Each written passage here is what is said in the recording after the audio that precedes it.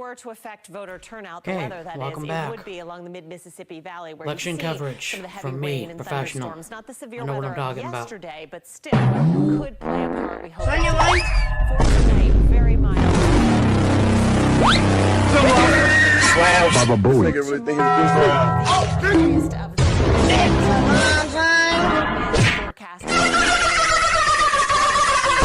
Record high set back in 2015, and we are forecasting 82. That would easily break the record and that dry streak as well. By You know, ain't no party like a Diddy party, so. Yeah, that's what's up. This is just a cold front.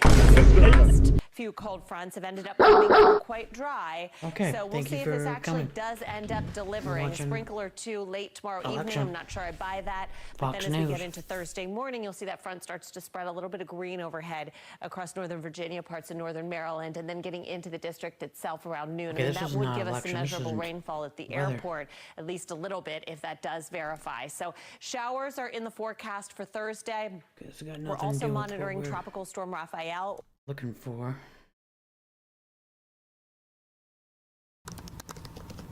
Of course, they got the ads up the ass.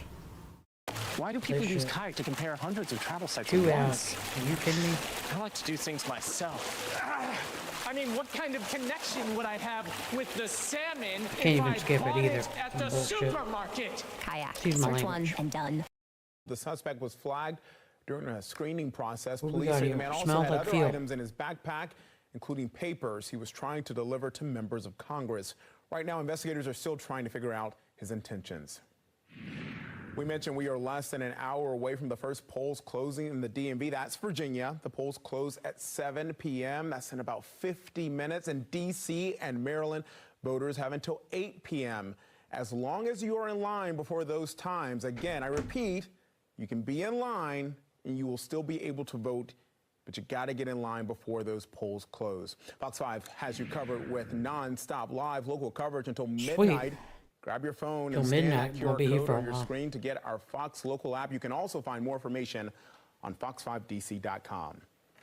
We were just getting started on this historic election night. Coming up, we're checking in with the tight race in Maryland's 6th congressional district. Plus, that all-important Senate race in the Free State. We have teams at both the Hogan and also Brooks campaign watch parties.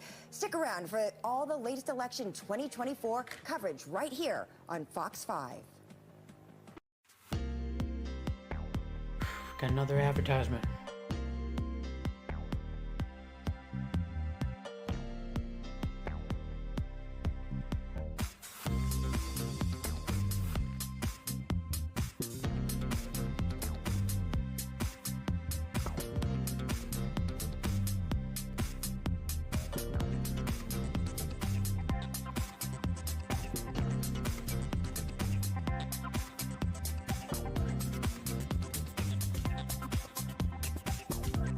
This music is so zesty. Come on. Okay, I gotta move on to something else. This is not feeling it. We got here.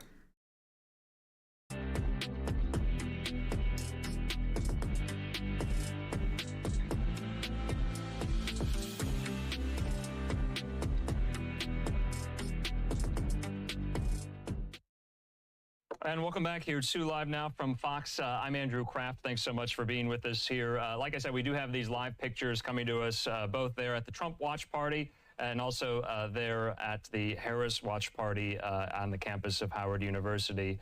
So we do have some results, though, we want to get to out of Indiana and Kentucky here. I want to take this right now.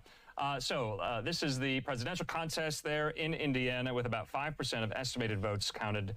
At the moment there, you see Trump over Harris, almost 2-1 there, 61 to 37%. But it's early, 5% only of estimated votes counted. We'll see whether or not Trump can maintain this very, very wide margin Indiana went for him in 2020 and 2016. All right, moving on. We're going to stay, though, in Indiana. Remember, there is a Senate race there.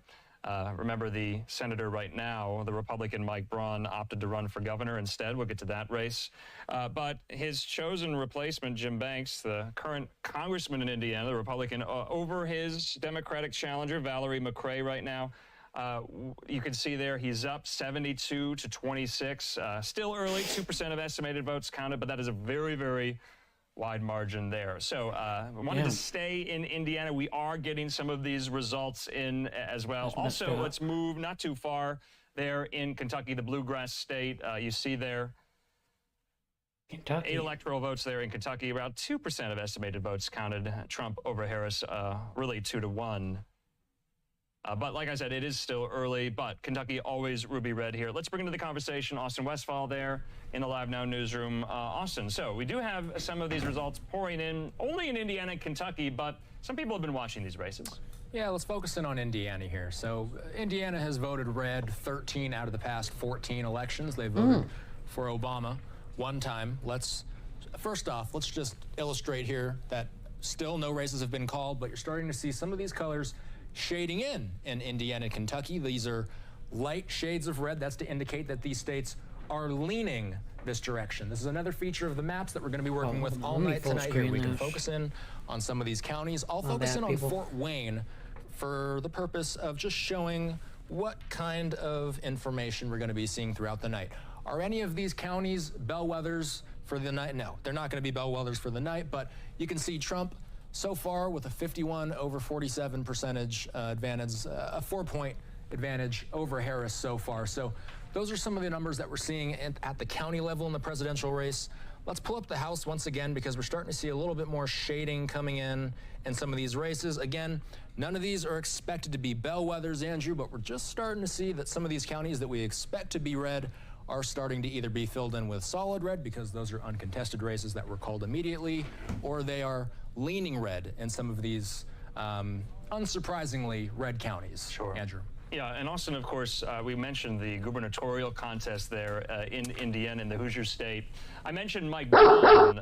Remember, he's currently the Republican senator from Indiana. He wanted to do and try his hand at the governor's mansion there. We're getting results in around 4% of estimated votes counted for the governor's race in Indiana. Braun at 58%. His Democratic challenger, Jennifer McCormick, at 39% right now. Braun with a pretty sizable margin over McCormick. It's still early, though.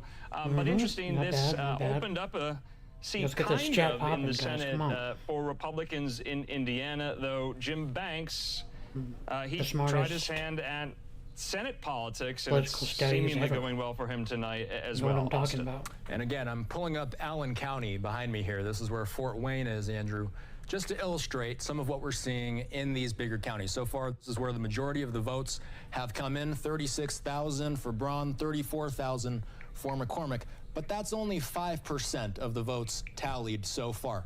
There's not too many competitive governor races so far in this cycle. In fact, the only competitive one that we expect, and by the way, I should introduce our map of all the governor's races around the country. We are, of course, following North Carolina closely. That's an interesting one with Mark Robinson. We do want to bring you results as soon as polls close in North Carolina. That'll be an interesting one to watch for.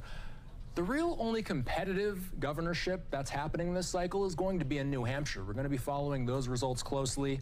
That red that you see in Indiana behind me, not a shocker.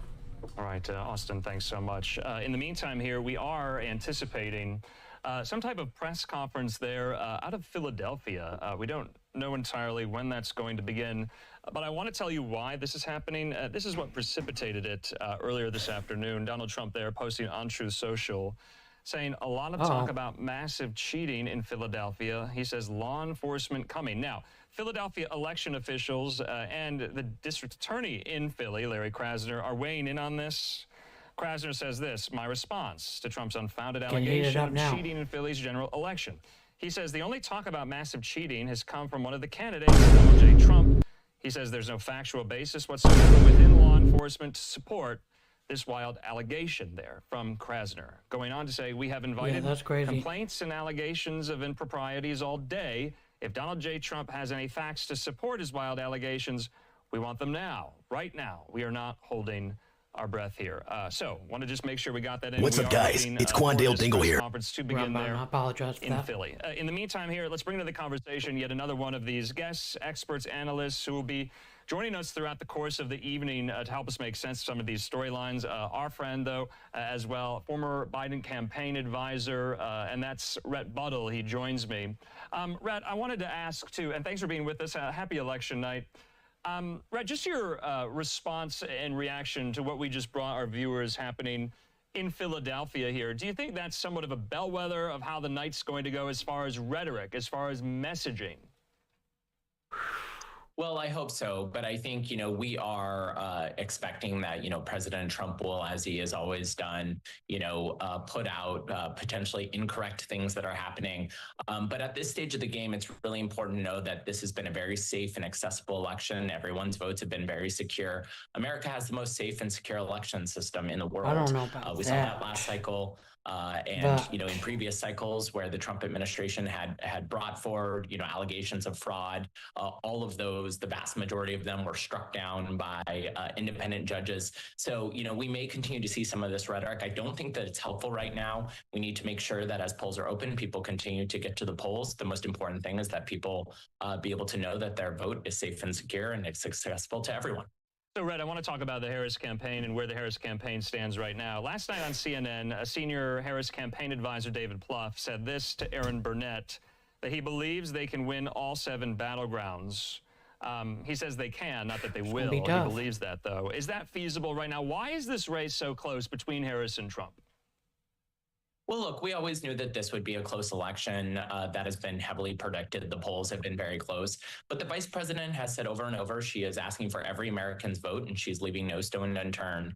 Yesterday, she was, crossing across Pennsylvania from the top of the bottom of the state, talking to voters about her plan to lower cost and what she'll do as president of the United States to bring, down the cost of groceries, to make the cost of housing more affordable. And I think that that is a message that is really resonating, not just in Pennsylvania, but in places like Nevada and Wisconsin. And so, I think the campaign is really focused on bringing the message to working families about how they're going to make their lives better. And I think that that's why you heard David Plouffe talk about last night. All of these states are within the realm of possible.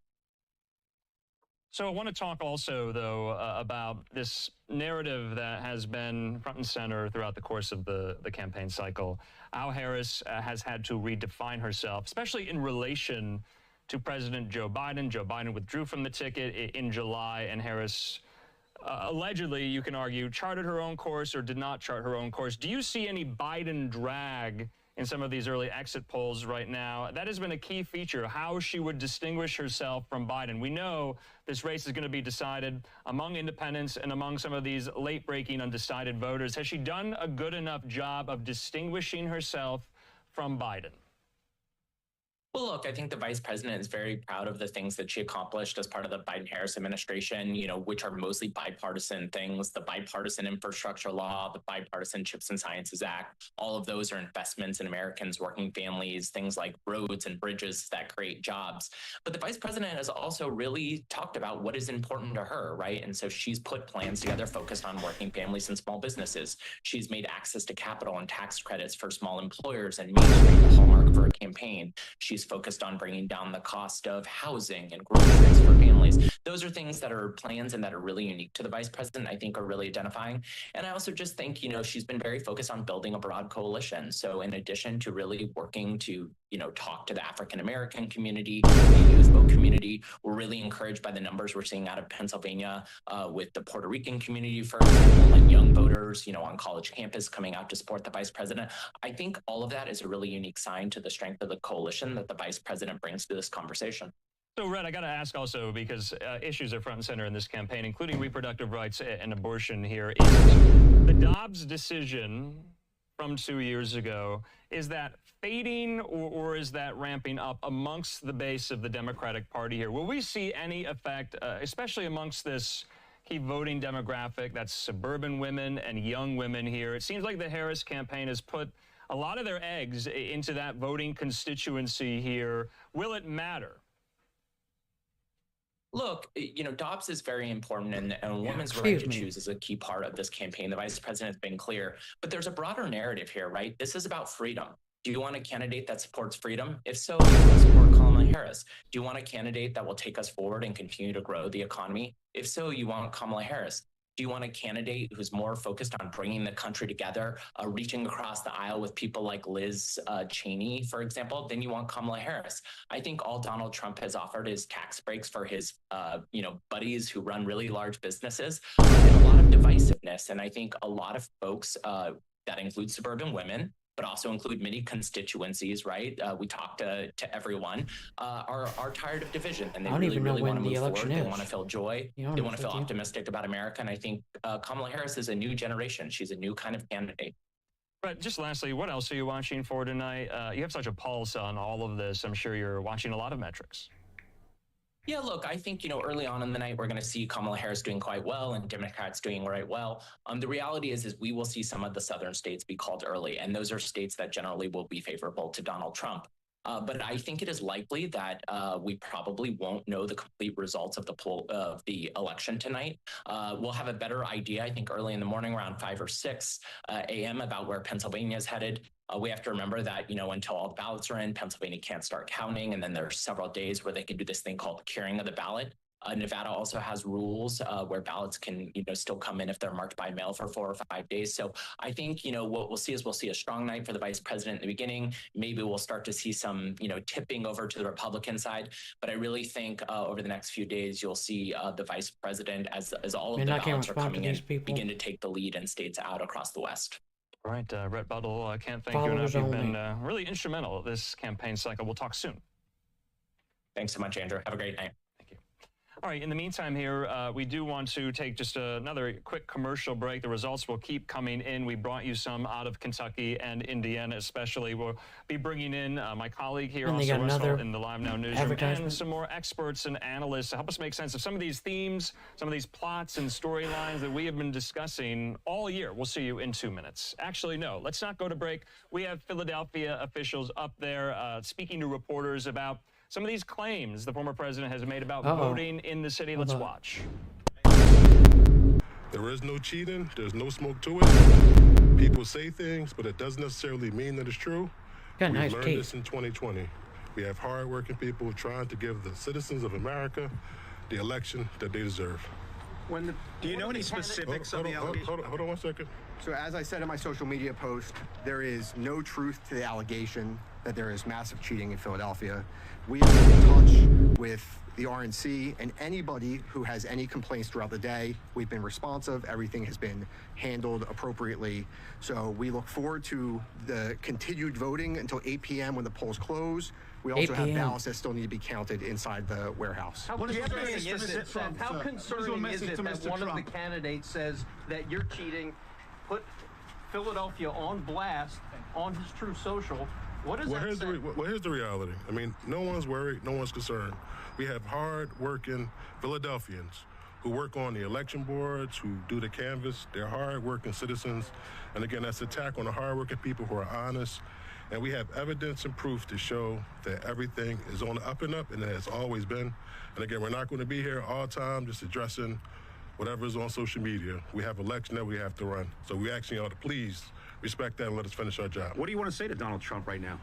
I don't want to say anything, Donald Trump. Only thing I want to say is us, citizens of Philadelphia, you're going to get the election that you deserve, and you have always been having accurate results and honesty. And we have great citizens here working to do their job. Do you have any specifics of the allegations? I mean, I saw something on social media. I saw somebody teaching on all that kind of stuff. Again, that's nothing new. I mean, this playbook has been played since 2020. We saw it, and since 2020, that's our job to give the citizens and give America the election that they deserve. Did you as we have time for one more question, we got to get back to work. One more question. And as we've done all day, they're busy today. If there are any specific allegations that would like to be brought to our attention, we'll be happy to look into them, and we will make sure that we are as responsive as we can be. But until we see anything specific, there's nothing here. Do you have an estimate for how many ballots there will be, mail ballots, that you'll have to count? So we don't have those exact numbers yet because people can still turn their ballots in until 8 p.m. So speaking of that, we're going to go back in and get back to work. But thank you so much. So ballpark, I mean, it could be close to 200,000. Okay. Thank you. About an hour and a half. Thank you. Things getting All right, heated so up. there you see our colleague at Fox Getting 29, Chris spicy, guys. O'Connell. Come All right, on. you just heard from two city commissioners there in Philadelphia talking about the electoral integrity of the votes there in Philadelphia after some of these claims made by former President Trump on his social media platform, Truth Social, claiming that cheating was going on. Those two officials you just heard there are saying there is no credence to some of those allegations being made and leveled by former President Donald Trump there. Essentially, they are saying there is no there. So wanted to make sure we got that in. We do want to take yet another quick commercial break. More expertise and analysis and results in 2 minutes.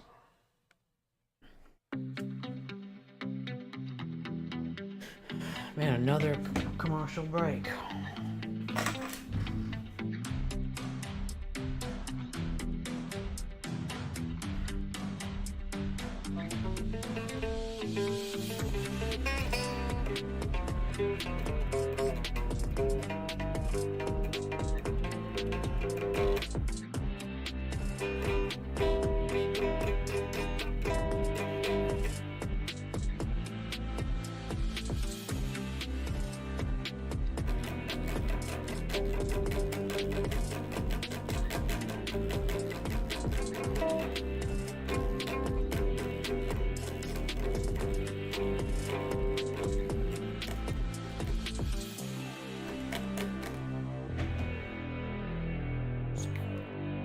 Just waiting.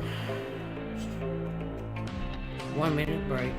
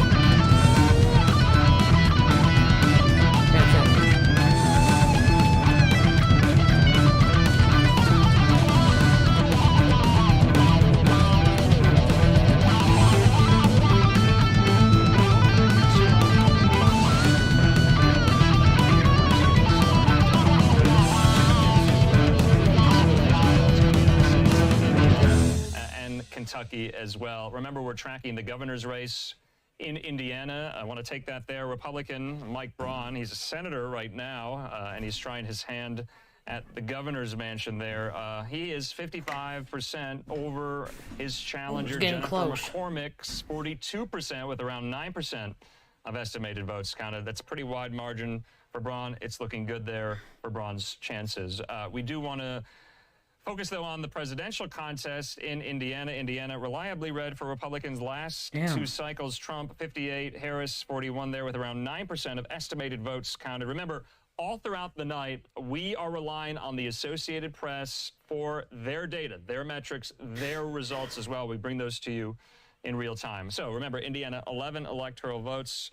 The Hoosier State in the Midwest there. Trump over Harris right now in Indiana. Now, let's go not too far. Kentucky, you see there, Trump over Harris, 65 to 33, Yikes. almost 2-to-1 margin there for Trump in Kentucky. Kentucky has 8 electoral votes. Still early there, but Kentucky usually a ruby red state. In the meantime here, wanted to make sure we got some of those results in. Let's bring to the conversation my colleague, Austin Westfall, and someone who we've relied on all year, political analyst Brian Sobel, for his expertise. You guys, thanks for being with us here.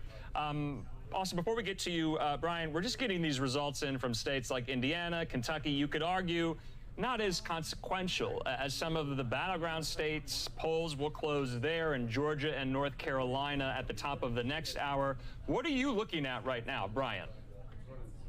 Well, I think we're looking, first of all, at Georgia as kind of the leader to see the results there coming out of Georgia. Obviously, Philadelphia with 19 electoral college votes is huge. We are going to see as the times across the country close the polls where we are on this, but we may get a leaning, Andrew, sooner than later.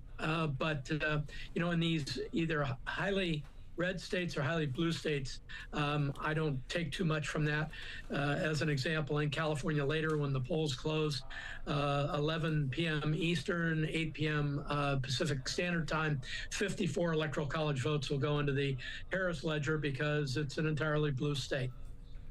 Let's talk about the demographic makeup of voters, Brian. What type of people are the people that are going to be swinging this election, possibly? Well, we're looking at that, or we were looking at that. We want to see how frequently people vote, whether they vote reliably in presidential elections. What do you mean by that? And whether they lean Dem, lean Republican. Of course, this race has always been about trying to snag some independents, because clearly Harris has her followers and Trump has his followers, and so now you're really playing on the margins here, and it's a matter of people who just couldn't get behind Kamala Harris, who are Dems and decided to vote for Trump, or in the reverse, just could not vote for Donald Trump and just slid over into the Harris camp. But in the middle, 4%, 5% of those independents may very well decide this tonight. Brian, I wanted to ask you, and this is somewhat of a long-winded question, or maybe the answer will be long-winded. Let's talk about the campaigns themselves. In the last week, or maybe the last weekend, in your view, what did the Trump campaign do right, and what did the Harris campaign do right? And vice versa, what do you think they did wrong? Well, I think both campaigns really grounded out to the end. They were in a lot of places. They kept hitting these high swing state states to try to secure votes there. I think Donald Trump actually remained somewhat disciplined down the stretch. And Kamala Harris stuck to her message points. I think those are the positives. The negatives are that if you're not a Trump fan or you're not a Harris fan, nothing they said in the last few days will change your mind. Harris didn't really get into specifics through the entire 107 days of her campaign. Donald Trump kept with the same themes that he has talked about: the economy, immigration, these other things, right through to the end. So in the last 7 days, I was waiting for something to kind of move the needle here a little bit. I didn't really see that. It is very close, Austin. Yeah, so Brian, we saw, and I was asking Keith about this earlier, we saw Trump making appearances in New Mexico and in Virginia. We saw Vance in New Hampshire over the weekend. We haven't seen Kamala Harris making any appearances in any of these states that we don't consider battleground states. What do you think they're seeing, and what do you think they're relying on? Okay, I'm sorry, I need to cut everyone off here or interrupt. We're going to be doing this a lot. We do have some of these live events right now. We have some of these election officials, especially in Georgia. The Secretary of State there, Brad Raffensperger, speaking live. Let's just take it. Was there. They brought in dogs, and they were doing a sweep there, so we were not concerned about anything like that. The area was fully secure. Do you have a sense of how long the delays were? Typically, what you saw, anywhere from 20 minutes to 40 minutes in that range. And so, we'll just be following that precinct by precinct. How much later will they stay open? Well, that's as we were just saying. If you had, they were doing their work, say 20 minutes to 40 minutes, something like that. I think there's one that might be 50 minutes, but in that range, so less than an hour. But we'll get those to you as soon as we can. You said dogs were there and that they sniffed the areas. Is that the case for all 12 of those locations where? And typically, I know that in Atlanta, they also just got a whole bunch of bomb threats come through. And Atlanta Police Department, they're keeping everything open. All the precincts are staying open, and they're just sending dogs around to sweep it to make sure that they're safe. But we know where it's coming from. FBI knows where it's coming from. Where's it coming from? But we want to make sure, interest of public safety, that everyone make sure that it doesn't, slow down anyone from voting. And like I said, if you are in line at 7 p.m., you can continue to stay in line until you exercise your right to vote. Do they seem to be coming from the same source as the earlier threats? And are they connected, do you know, to threats coming in and to other states? We don't know that. And best as we can tell, these will probably be coming from the same source. Are there any indications of threats coming into places where the ballots are being counted? No. Okay. How will the how will the extension of the hours impact the counting of the votes coming in to you guys? Just a little bit slower because you have, I think that was 15 precincts plus the 2 in Cobb. It's a total of 15 precincts, so it just extends it out for there. But all those early votes have already been, all the early voting has already been done. There's no reason for that should not be tabulated and, uploaded quickly. And then all the other votes for the absentee that have been accepted, so that should come quickly also. Yes. Do you have any frustration seeing some of these threats come in after you guys have done so much over the last 4 years to try to change the election process and make it more secure? I'm frustrated as an American that people would threaten other Americans, and so or threaten, just to question the safety. And so that's what frustrates me. But we work through it. But our heart goes out for our voters, and that's what our concern is, and our poll workers. You said early results will be in by 8 p.m., but that's a huge chunk of the total votes. So we're going to see early results in Georgia, 4 million votes by 8 p.m. Oh, some of the precincts maybe extended a little bit now because they have this situation going on, but that's in 4 counties, 5 counties. So really then over 150 counties, yes, by 8 p.m. by state law, they are required when they close on time to have it 1 hour after they close. So yes, you'll get a lot of results really quick. Thank you so much. Stay tuned. We'll be here. I know you will be too.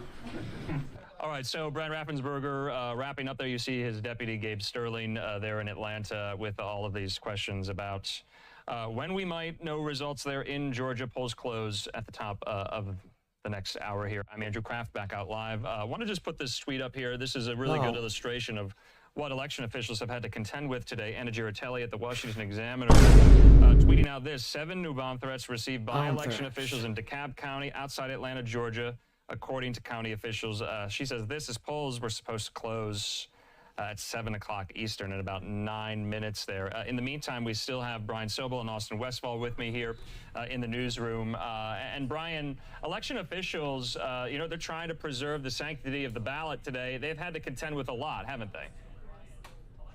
Yes, and these threats, if sources are correct, are coming not from a domestic source, but coming from perhaps Russia or other countries that are trying to upset the American election. I knew it. But you saw there that Georgian officials are on top of it, and other than taking normal precautions, it's not stopping anything. Brian, I got to ask you, just remind our audience, why did he have to field some questions there about election integrity? Why is that important specifically in his county, in his state?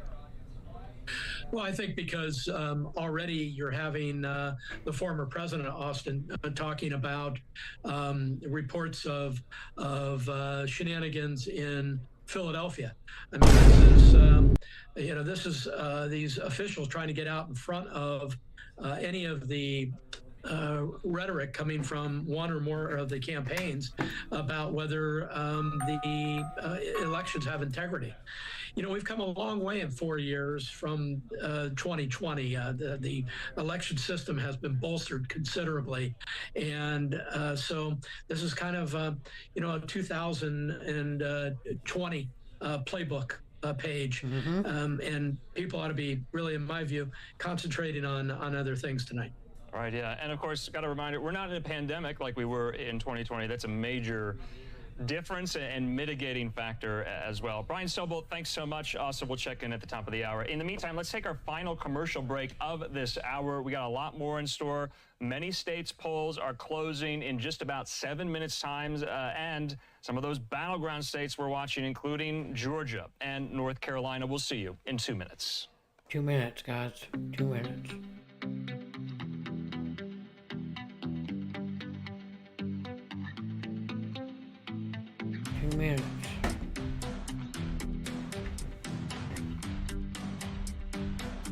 Oh, it's a nice place.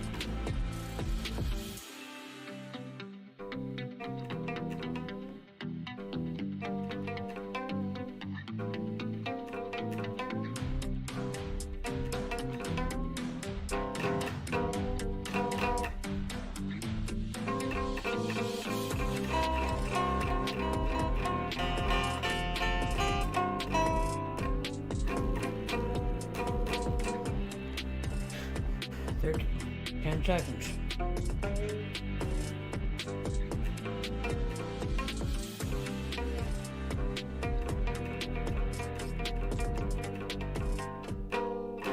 And welcome back here to Live Now from Fox. I'm Andrew Kraft. We're almost at the top of a new hour here. Want to take this live picture there at the White House. You see, just wanted to give you this reporting. President Biden and the First Lady will watch election results tonight in the residence with longtime aides and senior staff, according to a White House official. Also, the First Lady voted in person this morning there in Wilmington, Delaware. In the meantime here, let's stay in Washington right now. Let's go to the campus of Howard University.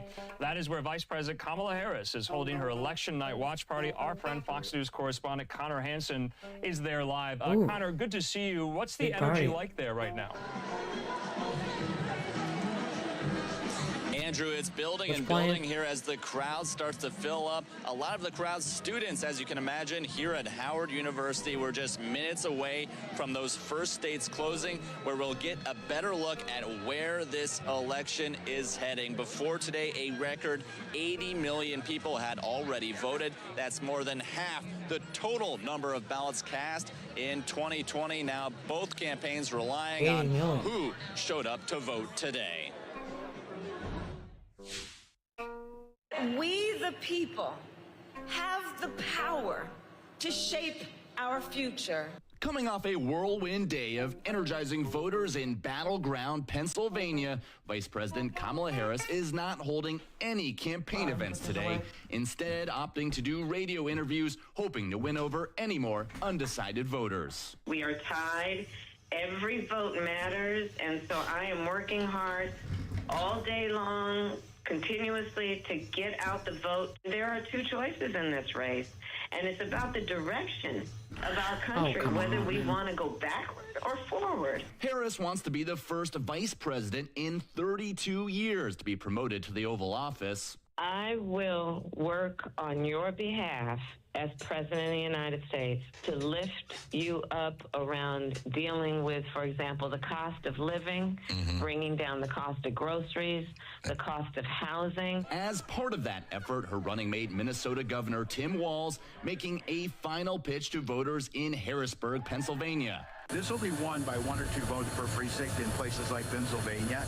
This is a time when there's a privilege to live in this country. Yeah, with the chat, come on, guys. Get this chat popping. This is for the democracy.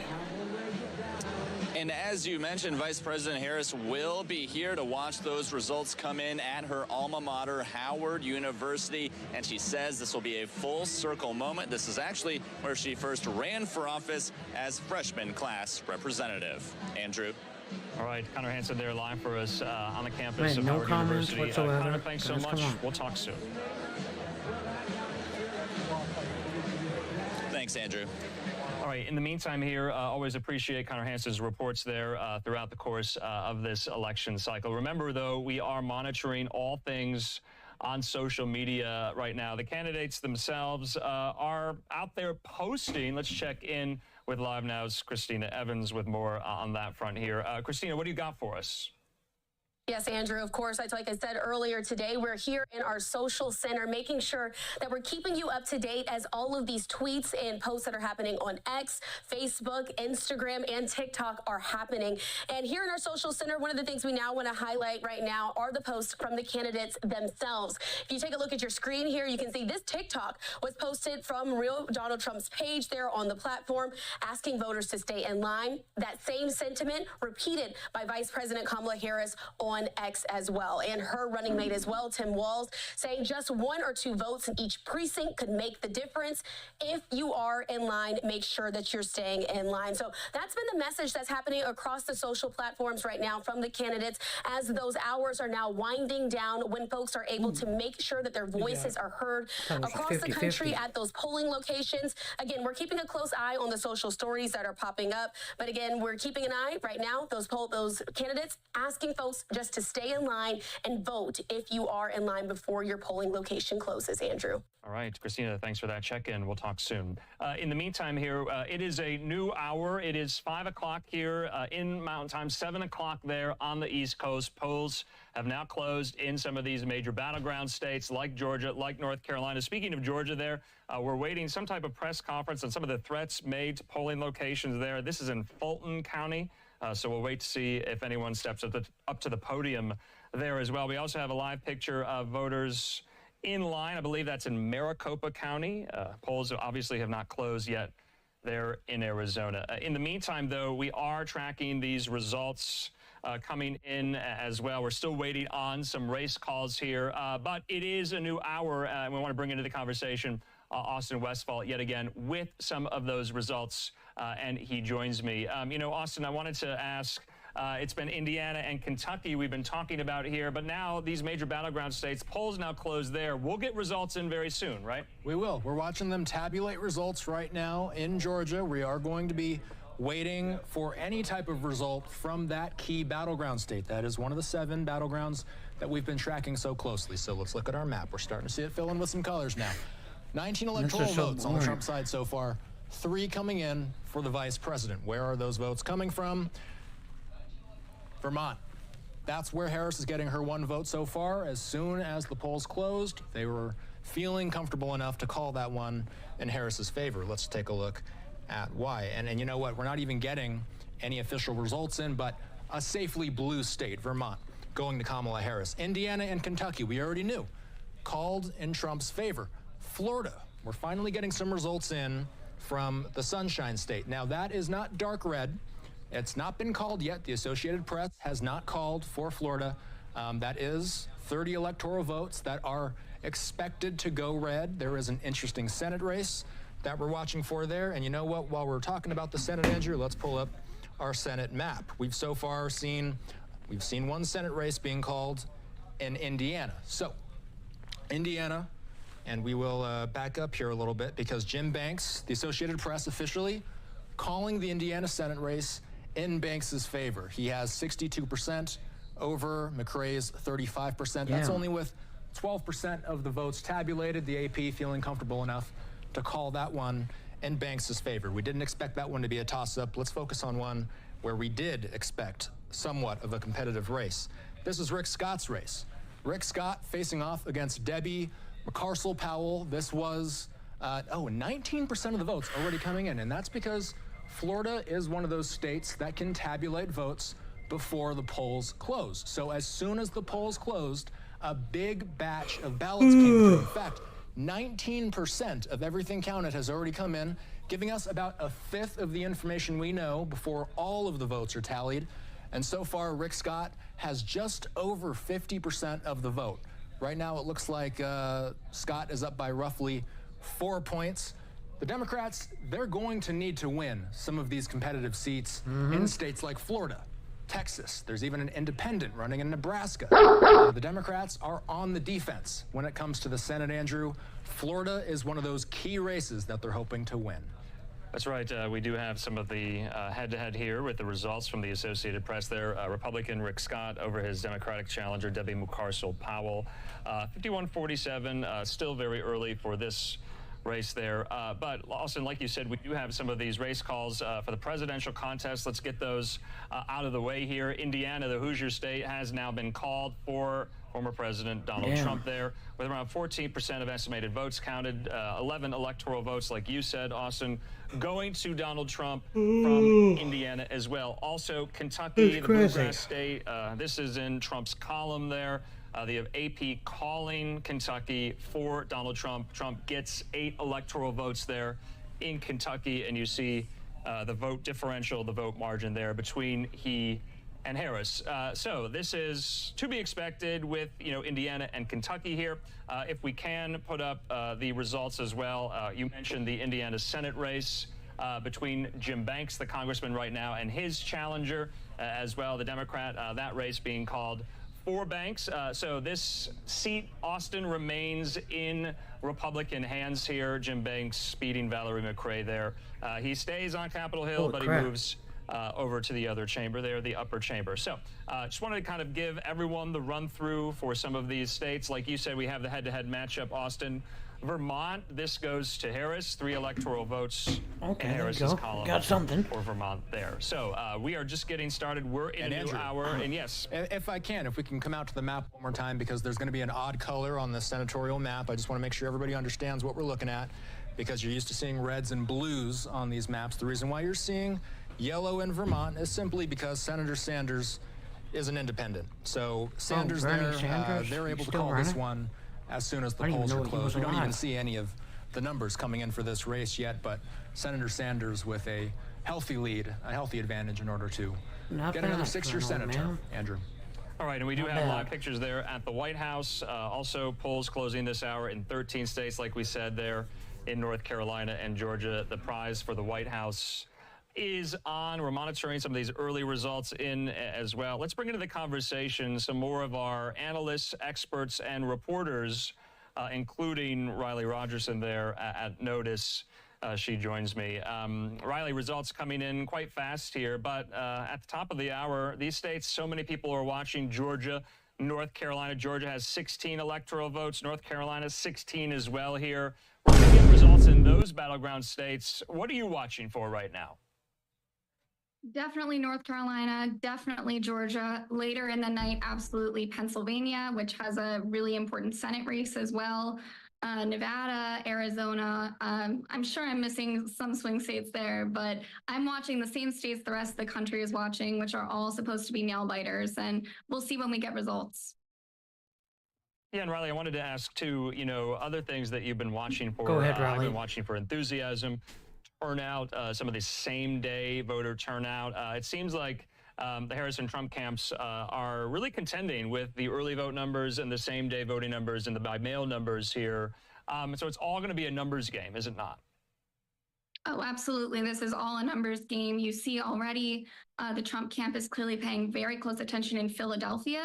The Harris camp as well has been projecting a lot of optimism about what they're seeing as good turnout in a very blue stronghold, which they hope will counteract where Trump is doing better in kind of the middle of the state and some of the suburban counties. So, the numbers are everything, and it's just a matter of which counties really turn out for, Trump or Harris. Yeah, Wiley, I know that you cover Capitol Hill so much in your everyday life when we don't have an election night to cover. But will we know who has control of the House and or Senate by the end of the night or not? I mean, that's a great question that I still don't know the answer to. I promise you my newsroom would love to know. The House, I think, could really be a while. Yep. I had a conversation with the DCCC chairwoman, Susan DelBene, last week. She reminded me that the House was decided in 5 races by about 6,500 votes last time. So some of these races are going to be incredibly close. It's going to take a really long time to kind of parse them out. There might be recounts in some cases. So the House, I think, could be on the scale of weeks before we have a solid answer. Right. The Senate, I think, will be maybe a little bit sooner, but we will see. Montana is important, and that's not going to come in till late tonight. We've been hearing so much about how it's more likely than not that the Republicans will flip control of the Senate. But I wanted to ask you a couple questions about which states are in play for the Democrats to actually pick up seats.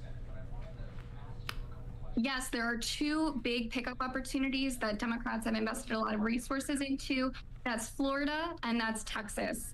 We'll see. It's an uphill climb for the Democrats there. In Florida, the incumbent is Rick Scott. And the incumbent is Ted Cruz. These are two conservative senators that Democrats would be eager to flip their seats, but we still don't know. It is an uphill climb in two states that are, Trump is counting on to be Republican for him. So these two incumbents, I think, are hoping that they will also be able to keep their seats there. Yeah, and Riley and Austin, we do have results coming in the Florida Senate race there. Scott up over his challenger, the Democrat Debbie Mucarsel-Powell. I guess going into this race specifically, Riley, did Senate Republicans expect such a fight there for Scott in Florida, or were they thrown for a loop in that one? Actually, the past few times that Rick Scott has run statewide, remember he was previously the governor of Florida as well, have been real nail biters. His popularity is not super high in the state. However, he has a massive war chest. He is a very independently wealthy and has put a lot of his own resources into funding his race there. So I think that this is to be expected, that it was going to be pretty close. It's always been close for Rick Scott, but that doesn't mean just yet that the Democrats are feeling great about taking it. We'll have to see as more votes come in. 37. Let's focus our efforts just on Georgia briefly here, because we have our live picture inside this counting location in Fulton County at the moment. We are getting results in Austin and Riley from Georgia on the presidential level here. Let's take that. All right, Georgia with 16 electoral votes here, and I can't exactly tell how many of the votes have been counted. Looks like 1,500 for Trump, 1,200 for Harris. All right, so you see Trump there over Harris. So it's still early. What do we make, Austin, of these results here? Yeah, so this is a very small batch of results that have come in. 1,500 it looks like for Trump so far, 1,200 for Harris. Polls closing about 11 minutes ago in the Peach State. We're not expecting to get any bellwethers, and I think we just saw the results possibly update there. And what I'll do is I'll pull up that race because we can, and there it is. So yeah, so we're seeing now 78,000 votes for Harris versus 63,000 votes for Trump. So we're getting in a little bit more context as to how people are leaning. We don't know exactly where these votes are coming from, but we do know that Harris so far, with only 3% of the votes tabulated, Harris has a 10-point advantage over Trump. Yeah, and of course, also to your point, it is still early. But Riley, if you can, give us a sense, how much did the campaigns, the Harris campaign and the Trump campaign, prioritize Georgia just in the last few weeks? Oh, it's definitely been prioritized. Both campaigns have made trips down there. Georgia, alongside these other swing states that we're watching, has been the subject of a lot of investment by both campaigns, a lot of television ads, and a lot of rallies. So both campaigns are taking their chances here very, very seriously, and we'll see how it takes out later tonight. Yeah, and Riley, of course, we know that Donald Trump lost Georgia in 2020 by comparably a pretty small margin, more than 11,000 votes here. Is it going to be that close again? What are some of these trends in the state that have shifted at all since 2020? Maybe none. Yeah, there's been a big question of whether Black voters will turn out to the same degree for Kamala Harris as they did for Joe Biden. That was a big part of his winning coalition back in 2020. So I think there's a big question now of if there will still be those strong numbers there for Harris. Obviously, Donald Trump sees an opening there, or he would not have invested quite so many resources into the state. But yeah, I think that's a big demographic that people will be watching there for sure. Yeah, so can you give us some context into how we watch these states, these battleground states? overtime. What I'm going to put up behind me here, and Andrew, if you can take my screen in full, I want to show. So this is our breakdown of the counties. So, and these are very preliminary results. We will say that up front, but we're starting to see a blue dot in Douglas County. It looks like Harris has a 32-point lead over Trump right now. Can you just lay out how this works? Typically we see in these major metro areas, that's where Democrats run up the numbers, and then there's several rural counties where Trump runs up the numbers, correct? Yes, that's the case. That'll be the case in Georgia. It will also be similar in Pennsylvania. I talked already about the importance of Philadelphia, but also Pittsburgh. And you'll see the same in Michigan with Detroit, in Wisconsin with Milwaukee. That's typically how this is going to go. So it's really a question of turnout in these big blue cities for the Democrats. So we know that the Harris camp is really relying on turnout, like you said, in Philadelphia. What about Metro Atlanta? Help us make sense of the complexion there. Yes, it's usually solidly blue, but are there any red or purple shades in Metro Atlanta? Yeah, I mean, I think that is really the question. And again, like I brought up, there's a question of where the black vote and black voters are trending in Atlanta, in these, urban areas in these states. So, I think that there is a question. There's also a question of whether there's a, hidden Trump vote, a hidden Harris vote. But again, I think there's a lot more questions here than answers about how these cities are going to break down. And I'll just mention that there is something that we're kind of watching. There's this really coalition of 9 counties that we talk about when we're looking at an area like the Atlanta Metro. There's 9 solidly blue counties. There is Fayette County just to the south. That's going to be one that could prove as a bellwether. That's one that's been a little bit tighter as far as last elections go. We've also looked at Cherokee and Forsyth counties. Those are just north of the Atlanta Metro. So there are 9 solidly blue counties that we talk about when it comes to the Atlanta Metro. There are a few that could be competitive, and those are going to be some of the things that we're going to be watching as the election progresses. Riley, one of my questions for you here as we continue on with the evening is how significantly could issues impact turnout in these races? I'm talking issues like abortion, issues like the border. Oh, abortion is huge. The Harris campaign has poured a lot of resources into campaigning on abortion. We saw in 2022 and in 2023, after the Roe v. Wade was overturned, this is a hugely animating issue for women voters. So, the Harris campaign is banking on there being high turnout for women who are supportive of a Democratic ticket because of that issue. I saw an NBC exit poll clocked the top issue for voters. This is just one exit poll. You should take it with a grain of salt. Was, democracy and protecting democracy. That's another huge issue that the Harris campaign has talked quite a bit about, particularly as it relates to January 6th with Liz Cheney. Taking photo of. For Republicans, the top motivating issues are, the economy and immigration. And I'll tell you, I was in Pennsylvania this past week talking to Republicans actually at an Eagles tailgate. And that's all that they were talking about. That's kind of suspicious. Looking around, too. Excited they were Was she to taking vote a for photo Trump of? because of his positions on the economy, non-immigration. Yeah, we're taking a live look right FBI, now get on inside her. this ballot counting You're taking processing photos. center in Fulton County. We just heard Riley and Austin from Georgia's Secretary of State, Brad Raffensperger. He says about 10 polling locations in Georgia will stay open late due to some of these non-credible threats that briefly disrupted voting. So that is interesting. That is what election officials have had to contend with throughout the course of the evening here. Of course, when What's you in talk the about bag? abortion, we can't fail to mention that just this year in the wake of Dobbs, that 6-week heartbeat bill had been working through the state courts in Georgia. That is the law on the books in Georgia, a 6-week abortion ban. So to your point, Riley, and to your point, Austin, maybe the Harris campaign is relying on some of these suburban women in the Atlanta metro area to come out for the Harris Walz camp on that issue alone. That remains to be seen here. All right, let's move from Georgia right now while we have you, Riley and Austin. We're getting some more votes in, some more results in the Florida Senate race here. You can see there 52% of estimated votes counted now in the Florida Senate race. And the gap has widened here between incumbent Republican Rick Scott and his Democratic challenger, Debbie Mucarsel-Powell here. So, don't want to get ahead of ourselves. Only a little more than half of these estimated votes coming in, according to the Associated Press here. But Scott's lead is widening. So I don't know what that means for the rest of the night, for the rest of these Senate races here, but does this say that maybe Scott wasn't facing as much of a challenge as Democrats hoped, or is that Republicans feared? We will see for sure whether that ends up being the case. Democrats were clearly very optimistic about their chances. That's why they put resources into this race. But I'll tell you, I talked to a number of strategists on both sides of the aisle who were not totally counting on this race to be a win for the Democrats.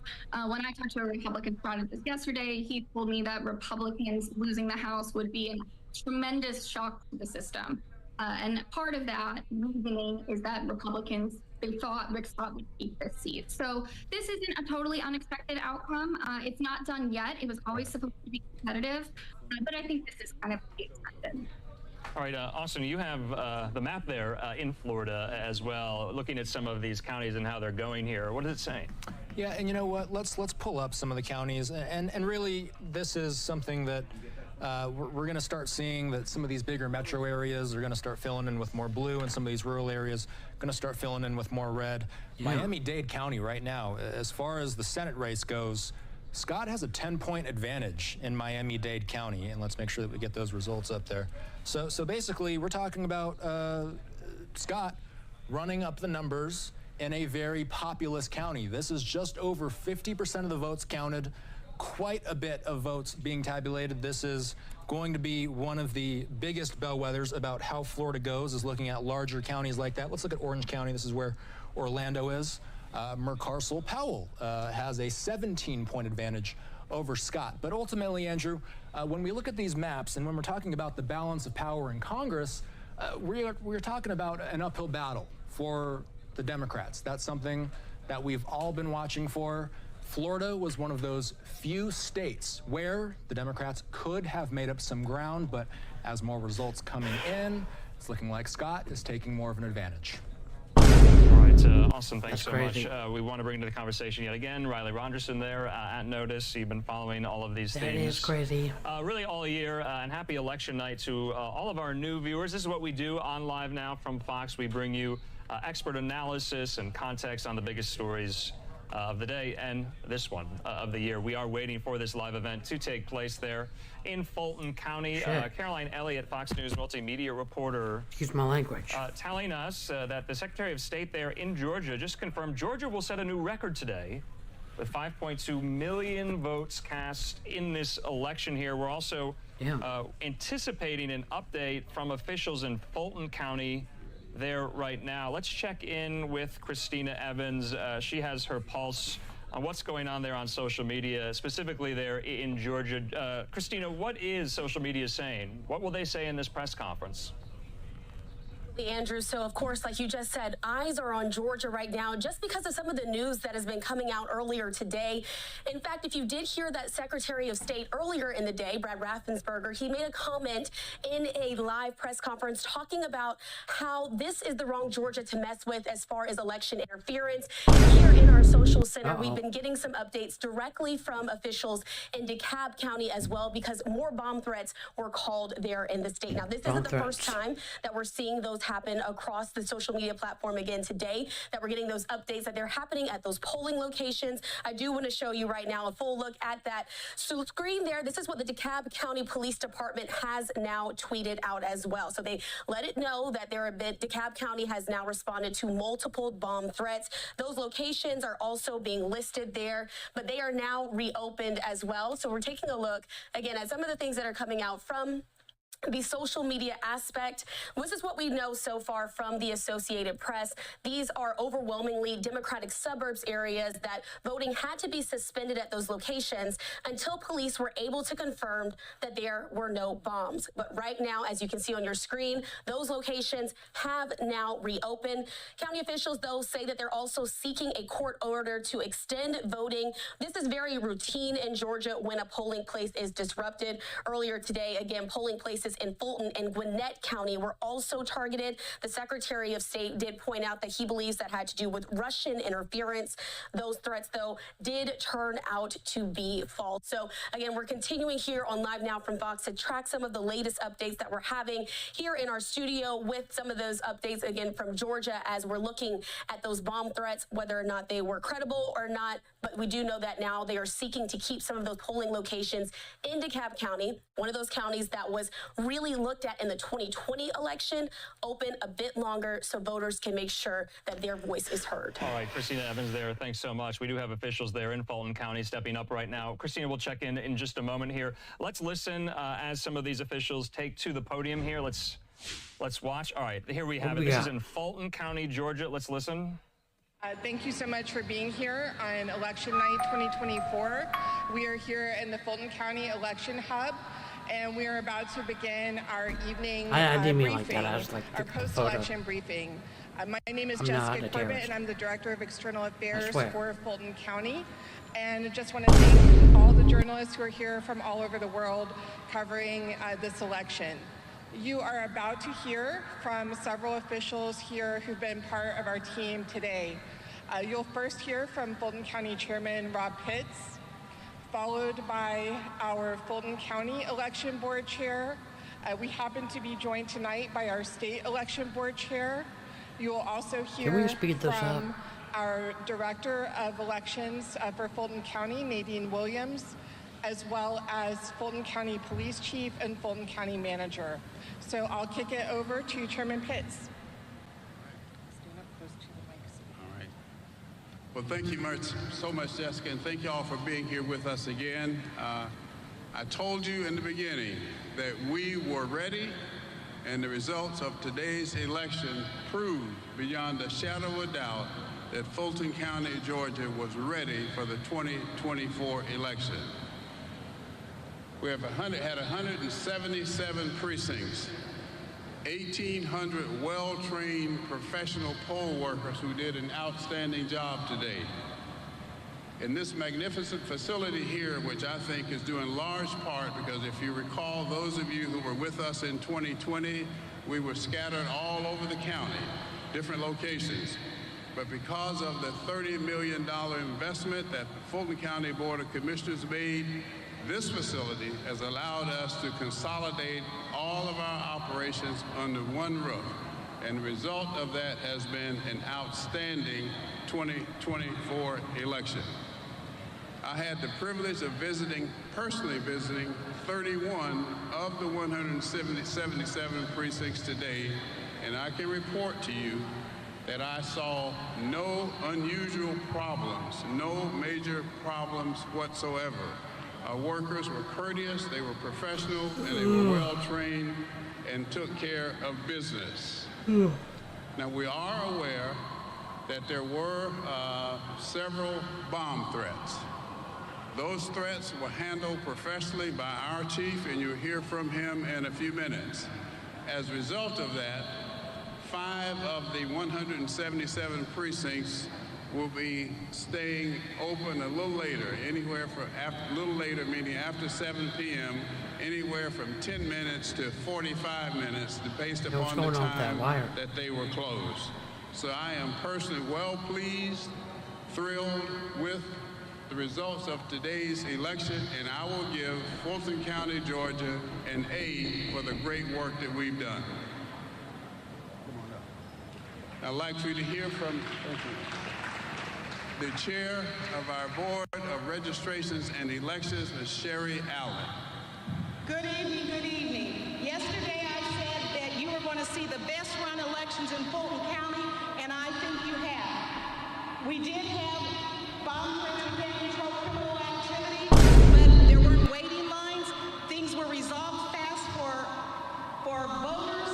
I personally went out to sites when there were problems and resolved them, talked to managers. I want to thank all of the poll workers, all of the poll managers, all of the monitors, all of the poll watchers, everyone who helped make this a safe, secure, transparent, and accurate election. Thank you, thank you, thank you.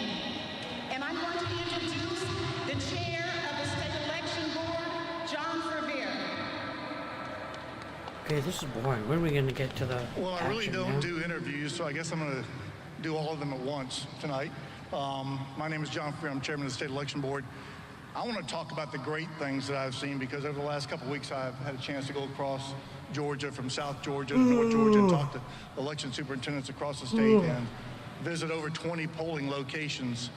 And every one that I've been to, all I've seen is good things. I've seen some extremely dedicated poll workers, extremely dedicated superintendents and poll managers, and I am really optimistic that this may be the best election Georgia's ever held. Chairman Allen has invited me to see many polling locations in Fulton County. We went all the way from the north to the south, saw about 9 polling locations, and every one of them ran efficiently and effectively. The voters were happy. What is up with this lady, bro? What's she looking at? Poll managers were happy. The poll workers were happy. And when I see that happening, it makes you feel good.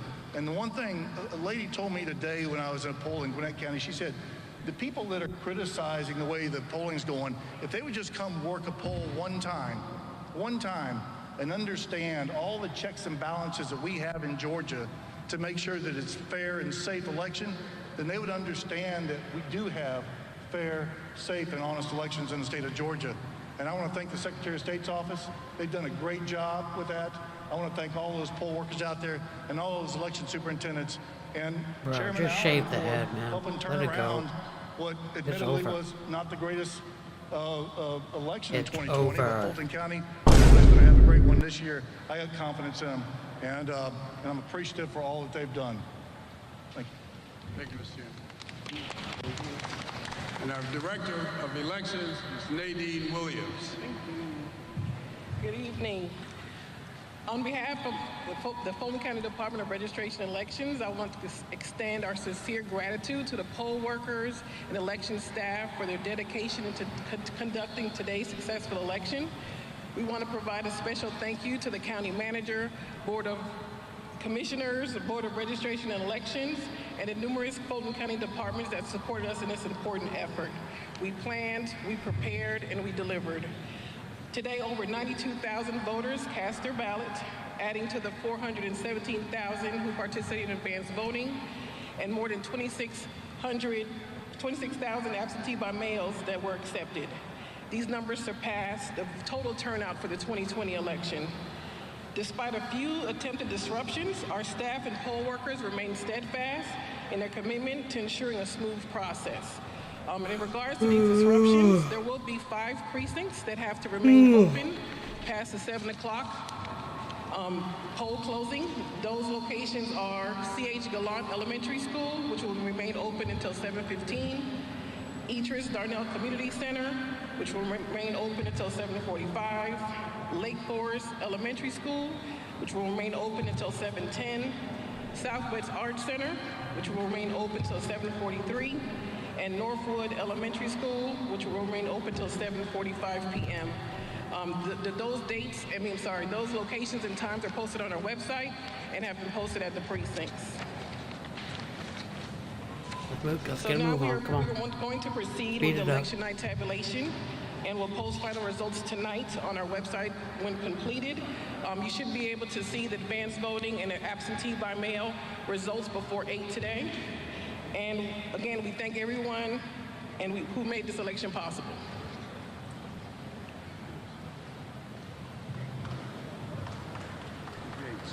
All right, now our police chief of Fulton County, Georgia, Chief Yates. Good evening. Look at As this I told guy. you yesterday, we had 177 voting locations that we put. Hold it up. Is that better? Yes, not bad. Good evening. As I told you yesterday, we had 177 polling locations, and we placed an officer at each one. That wouldn't have been possible without the help of every law enforcement agency within Fulton County coming together to make that happen. We planned heavily for the incident of a bomb threat being called in. And it's a good thing we did because that's the only thing that happened today was 32 bomb threats at different polling locations. 32. We were able to clear 27 of them very quickly without the need for an evacuation. Who's making the 5 bomb of them, the polls were temporarily closed down at the poll manager's request while we conducted the sweep, and they were reopened. We don't know where the threats came from at this point, and it is an active investigation, but we do intend on doing our best to locate who made the threats and prosecute them fully. Thank you.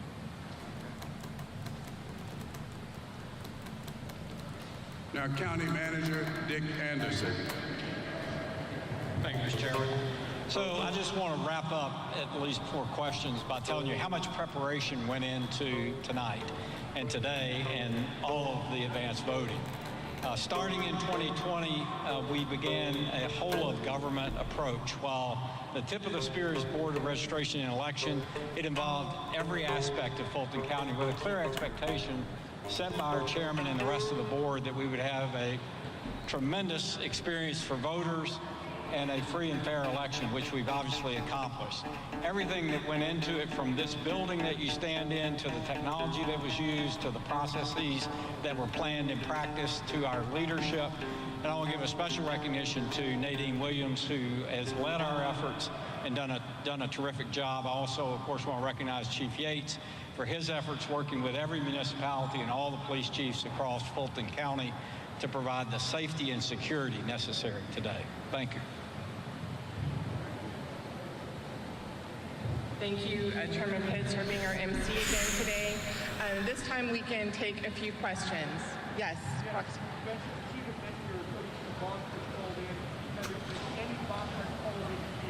Have there been any bomb threats called into this facility?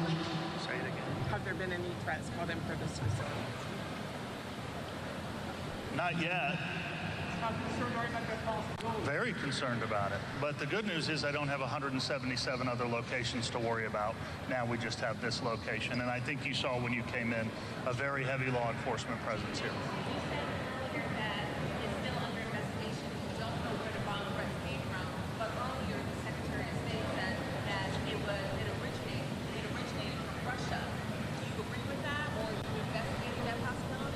All right, so you have some of these Fulton County officials, including law enforcement there, update us on some of these bomb threats that have been made, these hoaxes to polling locations that have caused some disruptions there, not only in Fulton County, but in the state of Georgia writ large here. So you can see that some of these officials are taking questions on, how ballot counting and how the voting will proceed henceforth from there. You heard there from Raffensperger, the Secretary of State. They are keeping 10 locations open a little bit later because of some of these disruptions there. But you heard from some of these county managers there in Fulton County that there's no credence to some of these bomb threats. They called them hoaxes there in Fulton County. In the meantime here, I'm Andrew Kraft. Thanks for being with us. We do have a few race calls that we do want to make here. I want to bring this up. All eyes right now are focused on West Virginia at the moment here and the presidential contest. Take a look at this.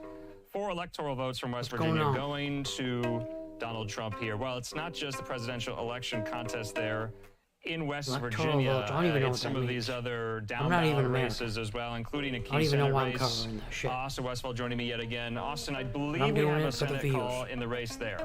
Yeah, you know what? Let's pull up our Senate map because let's show the balance of power. This is no surprise, Andrew. I mean, we expected that retiring Senator Joe Manchin would be replaced by a Republican. Jim Justice, he was a popular two-term governor in West Virginia. You may know him from his English bulldog, Baby Dog, who made an appearance at the Republican National Convention. So Justice and Baby Dog making their way into the Senate's upper chamber. We don't have any numbers in from the Associated Press quite yet. You see here, I mean, we're looking at all zeros here, but nonetheless, the Associated Press, knowing that this is a reliably red state, not a surprise at all that Justice comes away with the victory. They feel comfortable enough to make this one red. So I think that's a good moment to kind of pause, and for the viewers who might not understand this, we're relying on the Associated Press. How can a media organization like the AP project a race call without numbers there? And I think this is really important to kind of hammer home here. Why, Austin? Ultimately, this was one of the races we knew was going to flip red. There was Senator Joe Manchin. He was an independent.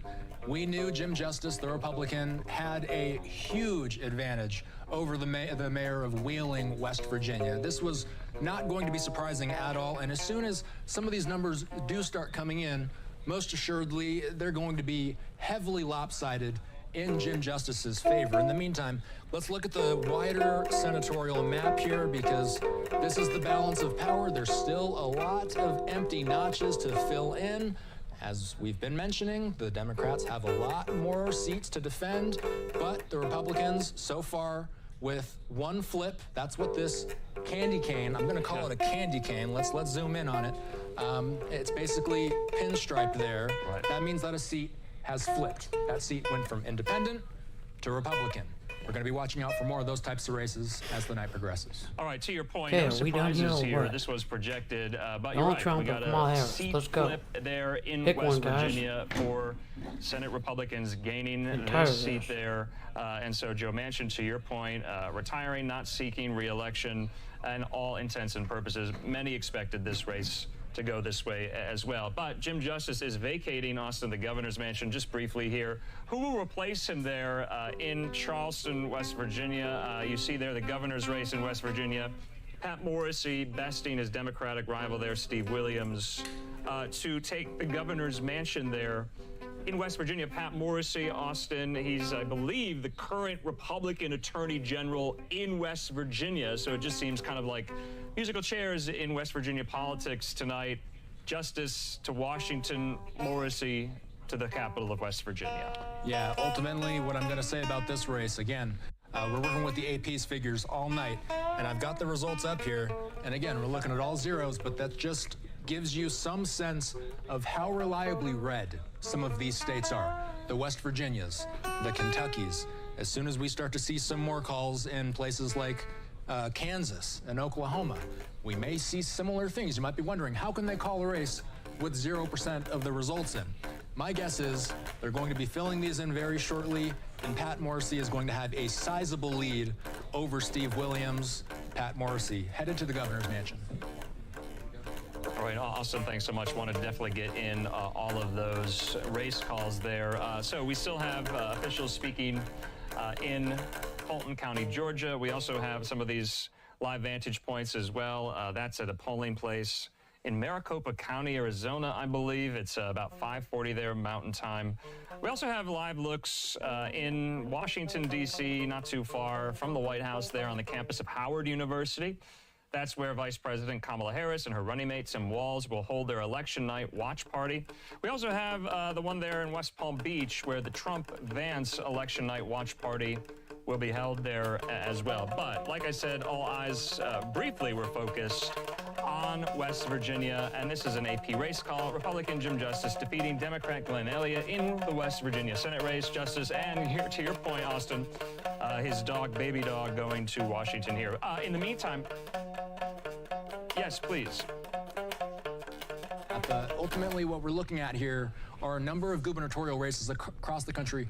Only one of them was expected to be competitive, and we're starting to get an idea of what those results are looking like. Only 7% of the vote is in so far. New Hampshire is the one gubernatorial seat that we didn't know which way it was going to go. Chris Sununu, the outgoing governor, deciding not to run for re-election. So far, Democrat Joyce Craig has a very small lead over Kelly Ayotte. So we're looking at 49.4% to 48.5%, only 0.9 of a percentage point separating the two right now. But again, only 7% of the votes tallied. It'll be interesting, Andrew, to see how that gubernatorial race in New Hampshire plays out as the night goes on. Yeah, let's bring into the conversation more expertise and analysis. Austin, we're going to do that with our friend there, Bill Scher at the Washington Monthly. He joins us. Bill, thanks for being with us. I know you're really busy tonight. If we can, let's just get you to respond to some of those race calls we just brought our viewers coming to us from West Virginia. No surprises there, right, Bill? Yeah, no surprises. Nothing that I think you should treat as a bellwether.